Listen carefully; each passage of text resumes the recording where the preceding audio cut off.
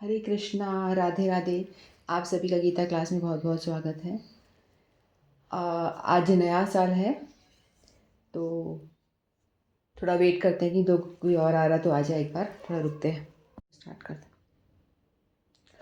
ओम अज्ञानतिमिरान्धस्य ज्ञानञ्जनशलाकया चक्षुरुन्मिलितं येन तस्मै श्रीगुरुवे नमः। गुरुवे गौरचन्द्राय राधिकाय सदालय कृष्णाय कृष्णभक्ताय तद्भक्ताय नमो नमः। नमो विष्णुपादाय कृष्णपृष्ठाय भूतले श्रीमद्भक्तिवेदान्त नारायणीति नामिने। श्रीकृष्णलीला कथने सुदाक्षं औदार्यमाधुर्ये गुणनिक्षुप्तं वरं वरेण्यं पुरुषमहन्तं नारायणं तं शिरसा नमामि। श्रीचैतन्यमनुभीष्टं स्थापितं येन भूतले स्वयं रूपगदामह्यं ददाति स्वपदान्तिकम्।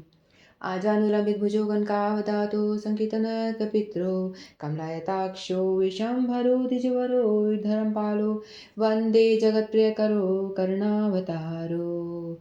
नमो महावदन्याय कृष्णप्रेमप्रदायते कृष्णाय कृष्णतन्नाम्नि गौरत्विषये नमः।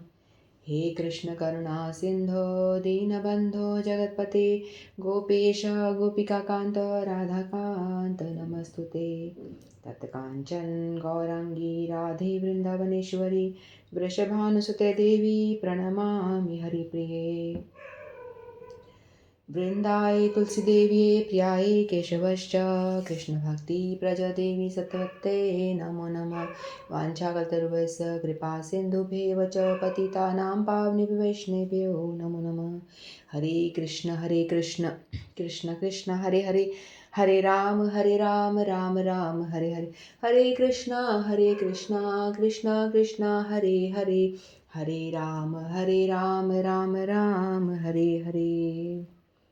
मैं सर्वप्रथम अपने परम आराध्यतम गुरुपाद पद्म नित्य लीला प्रविष्टों विष्णुपाद अष्टोत्तर शशि श्रीमद् भक्ति वेदांत नारायण गोसाई महाराज जी के श्री चरणों में अनंत कोटि दंडवत प्रणाम करती हूँ। तत्पश्चात समस्त रूपानु गुरु परंपरा के चरणों में मेरा दंडवत प्रणाम। आप सभी को मेरा यथायोगी दंडवत प्रणाम। हरे कृष्णा। तो आज साल का पहला दिन है, तो मैं आप सभी को नए साल की बहुत बहुत बधाई देना चाहूँगी। और हमारा ये साल जैसा तैसा गया, लेकिन अभी ये साल जो हमारा आ रहा है, तो हम इसमें आप सबको मैं मुबारकबाद देती हूँ और आप सबको ये दुआ यानी आप सबको ये देती हूँ कि आप सभी लोग मटीरियली और स्पिरिचुअली दोनों तरह से ग्रो करें।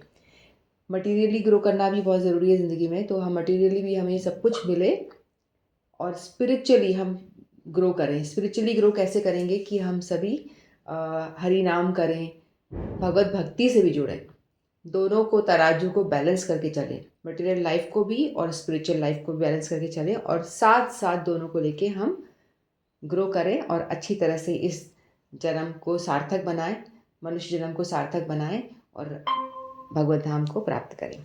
हरे कृष्णा। तो हम सभी श्रीमद् भगवद गीता का अध्ययन कर रहे हैं। तो चतुर्थ अध्याय में हैं हम लोग और हमने 38 श्लोक तक पूरे कर लिए थे। आज हम 39 श्लोक लेंगे।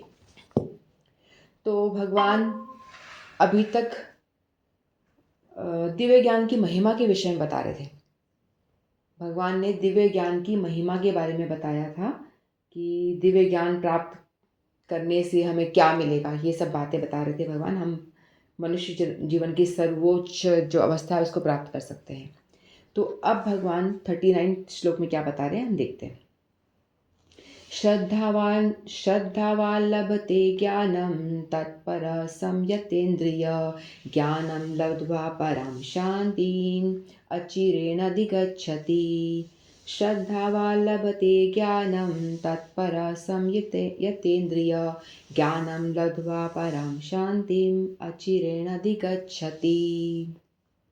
तो श्री भगवान कह रहे हैं, जो श्रद्धालु दिव्य ज्ञान से समर्पित हैं और जिसने इंद्रियों को वश में कर लिया है, वह इस ज्ञान को प्राप्त करने का अधिकारी है और उसे प्राप्त करते ही वह तुरंत आध्यात्मिक शांति को प्राप्त होता है। तो भगवान यह बता रहे हैं कि भगवत गीता का ज्ञान वही व्यक्ति प्राप्त कर सकता है। ये तो सीधी सी बात है ना, यदि हमें श्रद्धा होगी तभी हम कोई काम करेंगे, नहीं तो हम करेंगे ही क्यों। तो भगवत गीता का ज्ञान उसे ही मिल सकता है, वही प्राप्त कर सकता है जिसकी इंद्रियां कंट्रोल में हो और जिसे श्रद्धा हो, भगवान में श्रद्धा हो और भगवान की वाणी में श्रद्धा हो। जिसे श्रद्धा ही नहीं होगी तो वो क्या, मतलब कोई फ़ायदा ही नहीं है ना पढ़ के। वो इस भगवत गीता को एक सामान्य सी किताब पुस्तक समझ लेगा वो, और उसे श्रद्धा नहीं होगी तो वो ज्ञान को प्राप्त करना तो दूर रहा, वो भगवत गीता की वाणी को धारण ही नहीं कर पाएगा। तो श्री कृष्ण में दृढ़ विश्वास रखने वाला व्यक्ति ही इस तरह का कृष्ण भावना भावित ज्ञान प्राप्त कर सकता है। वही पुरुष श्रद्धावान कहलाता है, जो यह सोचता है कि कृष्ण भावना भावित होकर कर्म करने से वह परम सिद्धि प्राप्त कर सकता है। यह श्रद्धा भक्ति के द्वारा तथा हरे कृष्ण कृष्ण कृष्ण हरे हरे, हरे राम राम राम हरे हरे मंत्र के जाप द्वारा प्राप्त की जाती है, क्योंकि इससे हृदय की सारी भौतिक मलिनता दूर हो जाती है। इसके अतिरिक्त मनुष्य को चाहिए कि वह अपनी इंद्रियों पर संयम रखे, और व्यक्ति कृष्ण के प्रति श्रद्धावान है और जो इंद्रियों को संयमित रखता है वह शीघ्र ही कृष्ण भावनामृत के ज्ञान में पूर्णता प्राप्त कर सकता है। तो भगवान यहाँ बता रहे हैं कि किसी ज्ञान को प्राप्त करने के लिए श्रद्धा होना, दिव्य ज्ञान को प्राप्त करने के लिए श्रद्धा होना बहुत ज़रूरी है। भगवान में श्रद्धा और भगवान की वाणी में श्रद्धा।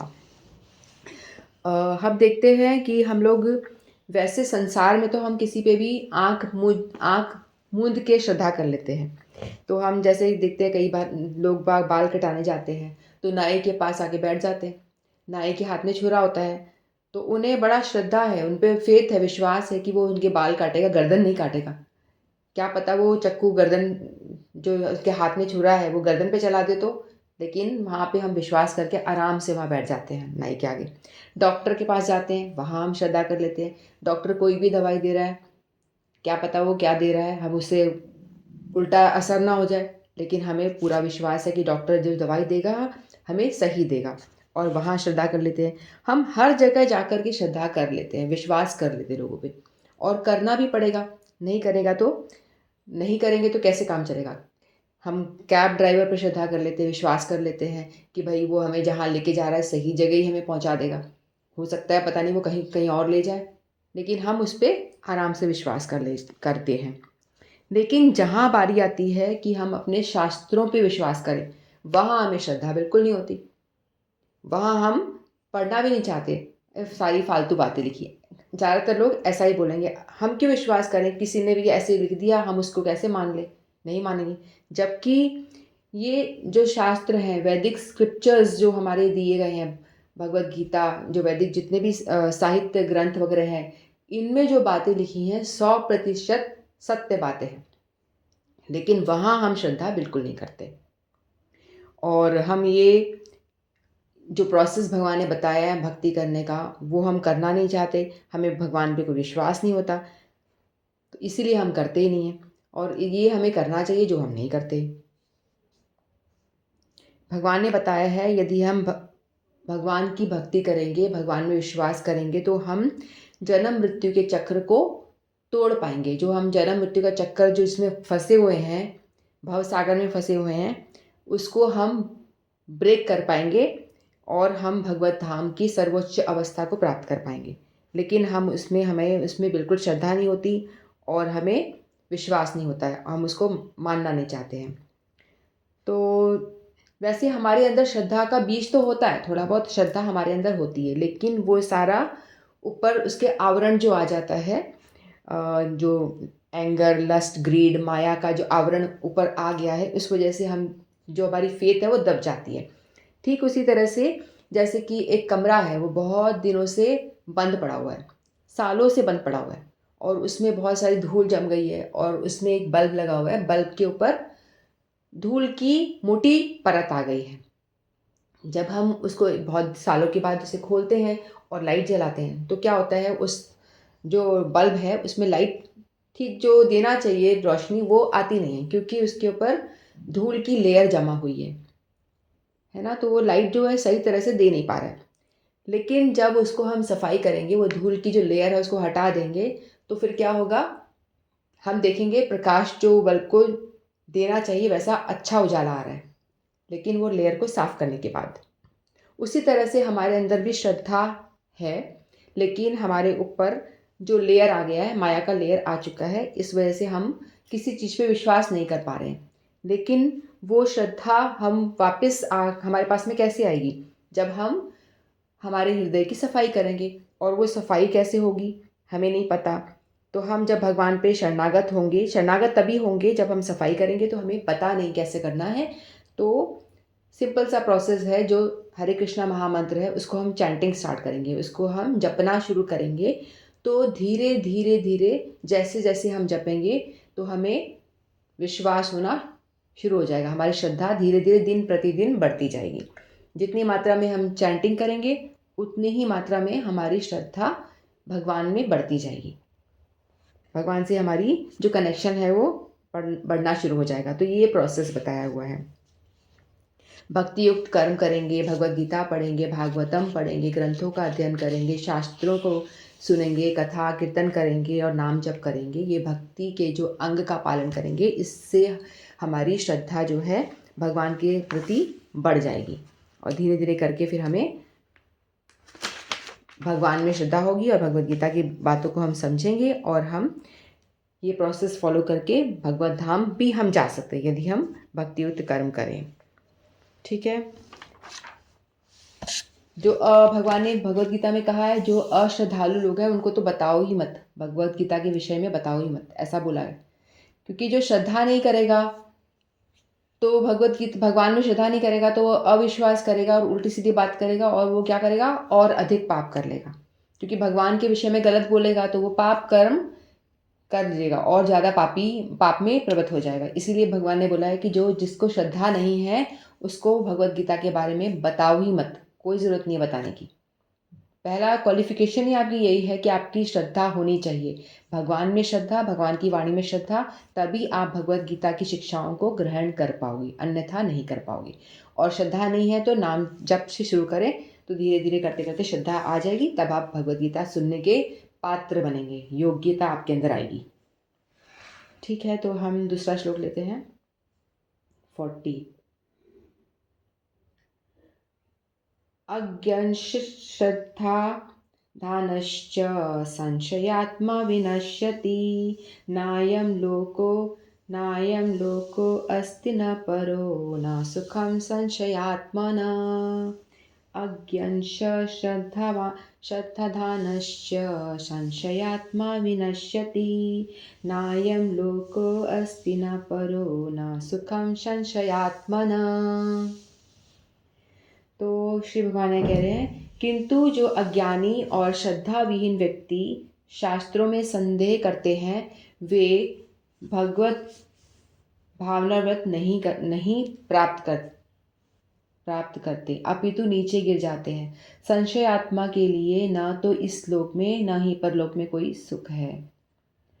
भगवत गीता सभी प्रामाणिक एवं मान्य शास्त्रों में सर्वोत्तम है।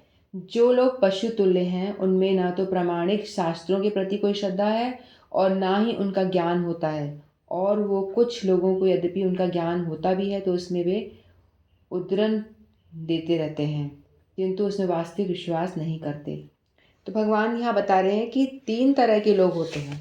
3 तरह के लोग होते हैं। एक तो होते हैं अज्ञानी, जिन्हें कोई ज्ञान नहीं होता और वो शास्त्रों के बारे में कुछ नहीं जानते, और वो पढ़ना भी नहीं चाहते और कुछ जानते भी नहीं है, जानना भी नहीं चाहते, और मतलब अपने पशु तुल्य जो लोग होते हैं, जो अज्ञानी हैं वो पशु तुल्य हैं, क्योंकि वो कुछ नहीं जानते और जैसे तैसे अपनी ज़िंदगी को जी रहे हैं। वो अपने जीवन में मज़े में है, उन्हें कुछ लेना देना नहीं शास्त्रों से, खाना पीना सोना, बस जैसे ज़िंदगी जीना है जीना, जब उठना है सोना है, जो करना है करना, ऐसे। तो वो अज्ञानी हैं, उन्हें कुछ नहीं पता, बस वो अपने भोग में लगे हुए हैं।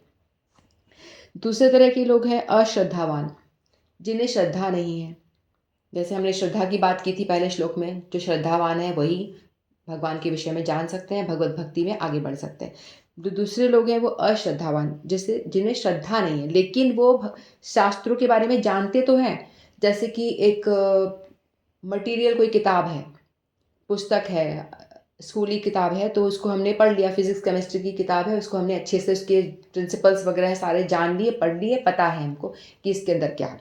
उसी तरह से वो भगवद गीता को भी एक मटीरियल पुस्तक की तरह लेगा और उसको पढ़ लेगा। उसको श्लोकों को पूरा पढ़ लेगा, उसको कंठस्थ है, श्लोक भी उसको आता है। वो बातें करेगा तो आपको बताएगा, बड़े-बड़े श्लोकों को कोट करेगा, बताएगा, श्लोक बोलेगा। उसको पता है और बड़े-बड़े तर्क भी दे देगा, लेकिन उसका विश्वास कुछ नहीं है।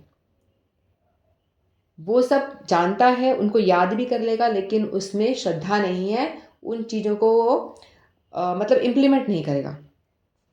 बस ज्ञान है उसको, इतना ही है। जैसे हम देखते हैं ना, कई लोग भागवत कथा करने के लोग आते हैं, बड़े-बड़े श्लोक बोल लेंगे, सुना देंगे, लेकिन उस चीज़ को पालन खुद नहीं करते।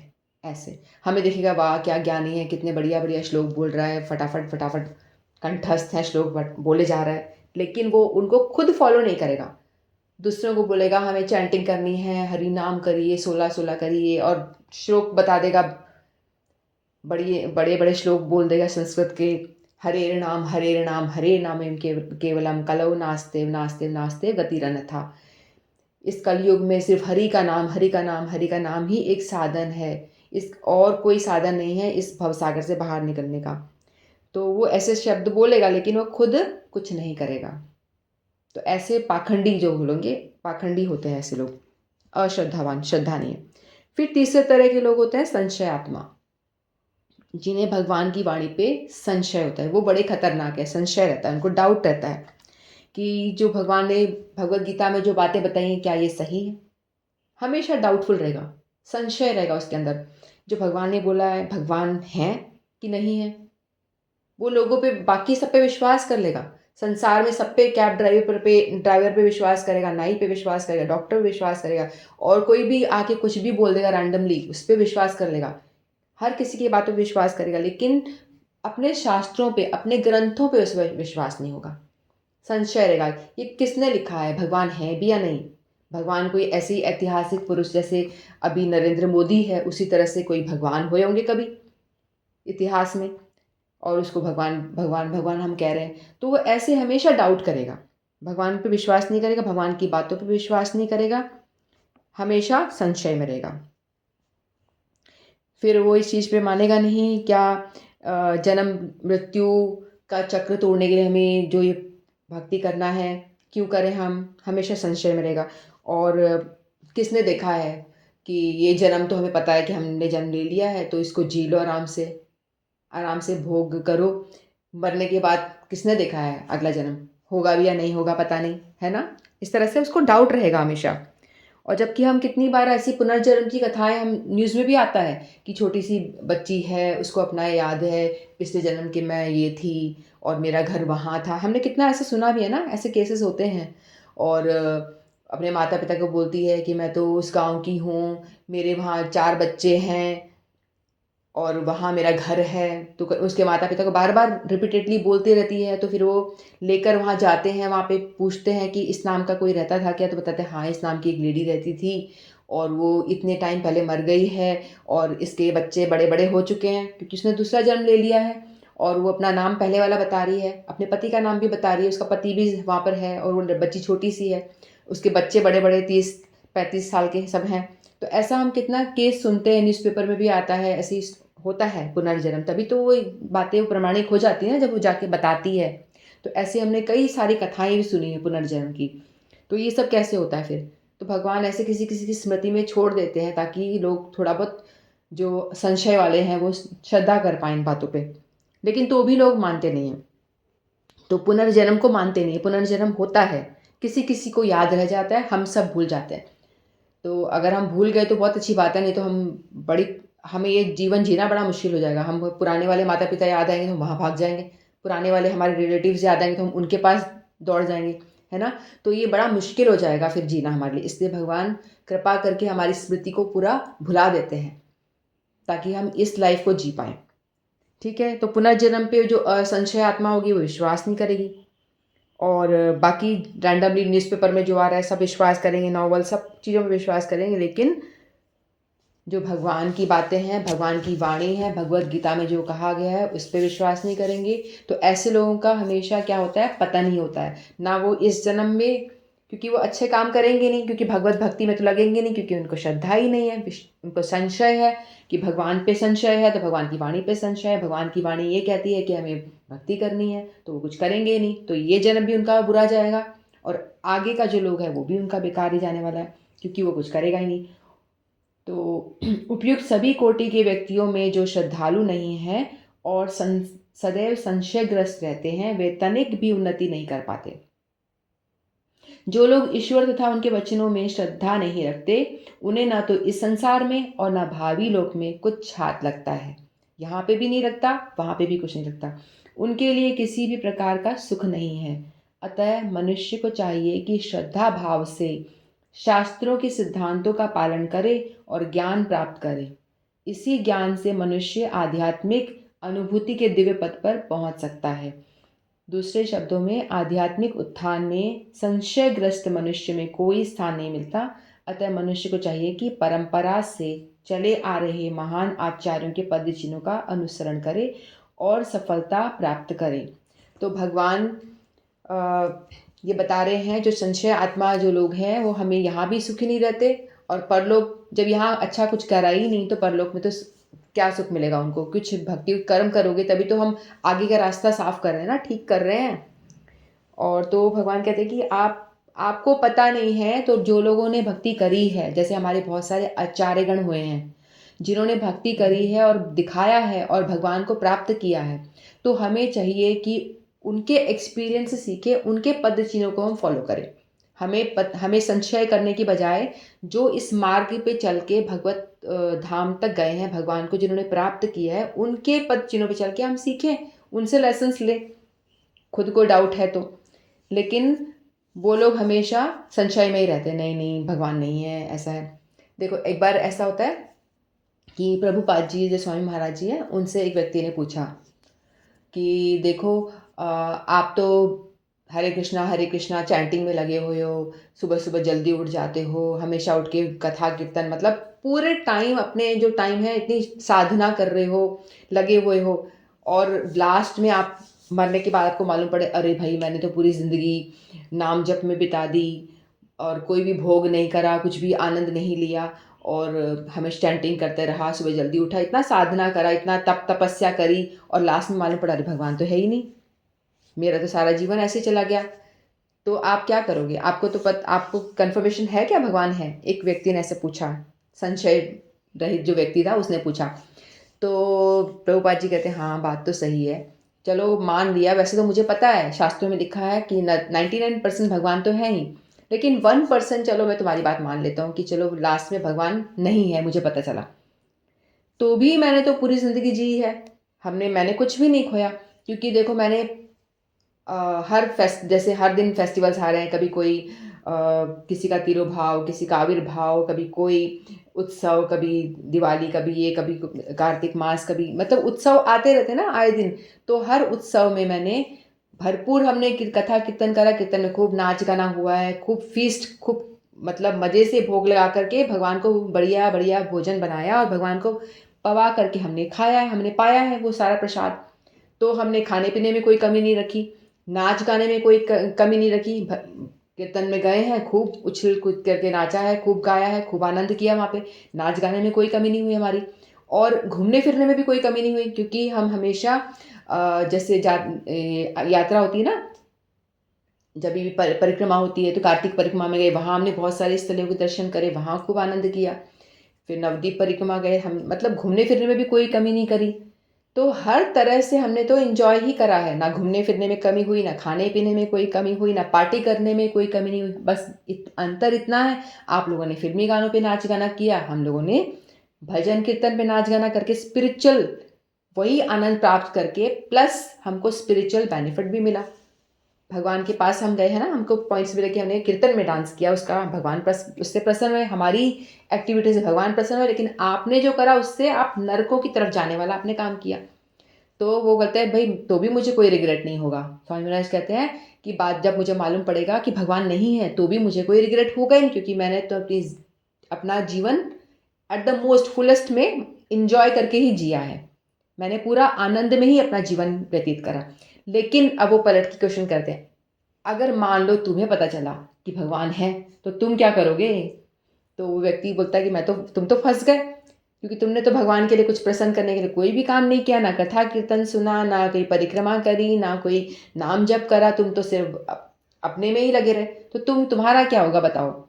तो वही बात है, जो संशय आत्मा व्यक्ति है वो इस तरह से यहाँ का भी नहीं वहाँ का भी नहीं, इस लोक में भी उसका नुकसान ही होने वाला है और परलोक में भी उसका मतलब नुकसान ही होने वाला है। तो इस तरह से हमें चाहिए कि भगवान में संशय ना करें, भगवान की वाणी में, और जो हमारे गुरुवर्गों ने जो रास्ता दिखाया है उसको फॉलो करें, उनके पद चिन्हों पे चले, परंपरागत गुरु धारण करें और उनकी बातें मान करके उनमें श्रद्धा करें। और उनमें श्रद्धा होगी तभी तो भगवान में होगी, तभी, क्योंकि उनकी वाणी जो है शास्त्रों की वाणी होती है, वही बात भगवान की वाणी वही बता रहे हैं वो, तो उनमें श्रद्धा करेंगे तो सीधे हम भगवान की भक्ति कर पाएंगे।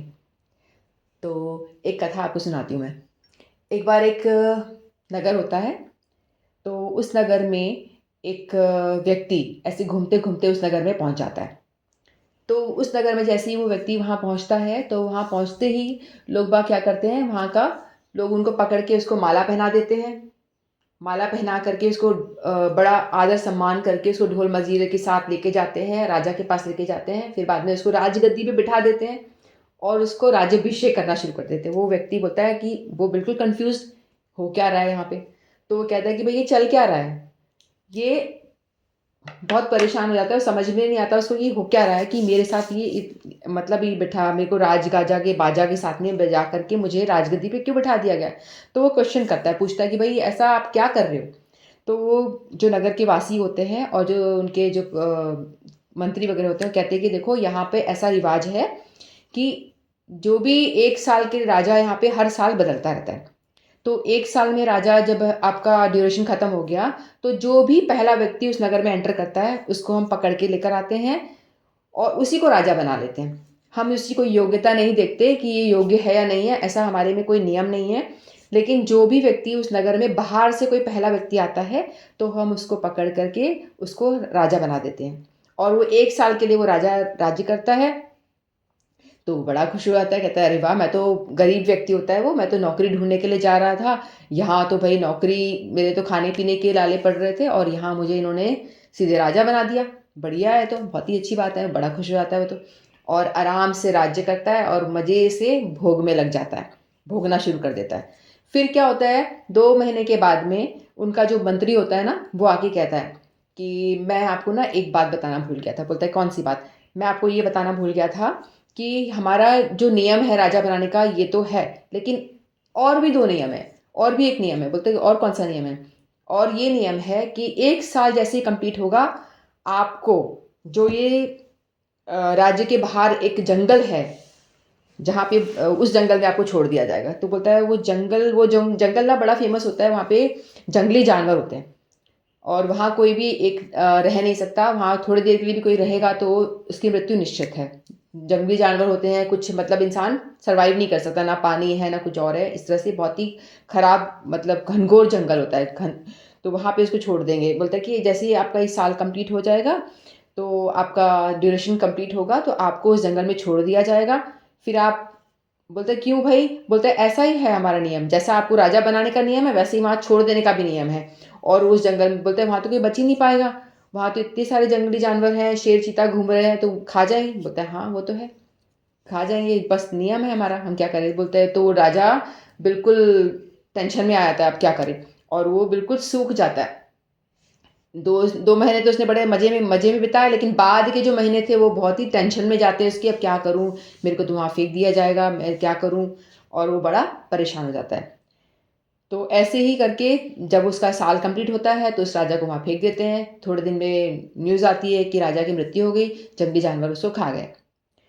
तो इसी तरह से एक और व्यक्ति, जब वो ख़त्म हो गया ड्यूरेशन उसका, तो नया नेक्स्ट राजा उनको चुनना था। तो नेक्स्ट राजा वैसे ही कोई दूसरा व्यक्ति आया, तो उसके गले में हार पहना दिया गया, माला पहना करके उसको गाजे बाजे के साथ सभी लोग लेके जाते हैं नगरवासी, और उसको फिर सिंहासन में बिठा देते हैं। तो वो फिर कंफ्यूज हो जाता है क्या चल रहा है। तो बोलते हैं क्या हो रहा है, तो कहते हैं कि यहाँ पे ऐसा ऐसा है राजा बनाते हैं, वो सारी बातें बताते हैं, कहते हैं ठीक है, तुम्हारा यही नियम है तो मैं तो जा सकता नहीं, क्योंकि छोड़ोगे नहीं तुमने पकड़ लिया, तुम छोड़ने वाले हो नहीं। बोला ठीक है, तो वहाँ पे वो राज करना शुरू कर देता है। लेकिन वो जो व्यक्ति होता है ना, थोड़ा चतुर होता है, समझदार होता है, भक्त होता है, भक्ति करता होता था, हरि नाम वगैरह सब जप वगैरह, भक्त होता है, डिवोटी होता है, तो वो सब करता था। तो उतने में 2 महीने के बाद फिर उनका मंत्री आया, बोला कि देखो ऐसी ऐसी बात है, आपको राजा बना दिया गया है, लेकिन आपका जैसे ही ड्यूरेशन खत्म होगा 1 साल के बाद में आपको फिर जंगल में छोड़ दिया जाएगा। तो वो व्यक्ति कहता है कि जंगल में वहाँ जो शेर चीता रहते हैं वहाँ पे? कहता है हाँ, वहीं छोड़ देंगे आपको।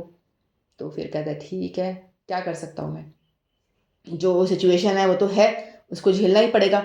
मैं रो रो के जीऊँ या खुश होके जीऊँ, मेरे को तो सब जो सामने आना है वो तो आना ही है। तो वो डिवोटी था, तो इसलिए वो बोलता ठीक है, कोई बात नहीं।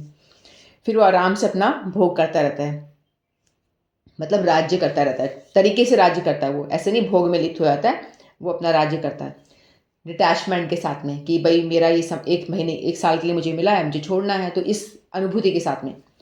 फिर जब वो सैनिक वगैरह आके मंत्री देखते हैं कि ये राजा तो बिल्कुल खुश है, कोई प्रॉब्लम नहीं है इसको, कोई टेंशन नहीं है, तो बड़ा आश्चर्य होता है उनको, ऐसी कैसी ये, मतलब जितने भी राजा आए आज तक, इनको बताने के बाद में वो हमेशा दुखी हो जाते थे और कमज़ोर हो जाते थे, पतले हो जाते थे टेंशन के मारे। लेकिन ये तो बड़ा स्वस्थ है और हुष्ट पुष्ट है, मज़े में है, लगता नहीं किसी को टेंशन है, किसी बात की फ़िक्र है। फिर जैसे ही उसका टाइम आया, उसको निकाल के वहाँ से भेज दिया गया। तो जब वो लोग उन लोगों ने देखा कि उस नगर में जब वो जहाँ भेजा, तो उस व्यक्ति ने क्या करा था, जब वो अपने राज्यकाल में था, उस टाइम पे ही उसने अपने जहाँ उसको नेक्स्ट जाना है उसकी व्यवस्था करना शुरू कर दिया था। जैसे ही उसको पता चला कि उसको जंगल में भेज दिया जाएगा, तो उसने अपने 1 साल जो उसका पावर वाला टाइम था, राज्यकाल का जो टाइम था, उस टाइम पे उसने बहुत सारे लोगों को वहाँ भेज करके उस जंगल को एक नगर में परिवर्तन कर दिया था। हर रोज़ वो क्या करता था, लोगों को भेजता था और घास-वास कटाया, जंगल साफ करवाया और चीता जो थे उनको भगाया, लोगों को लेके गया इस तरह से।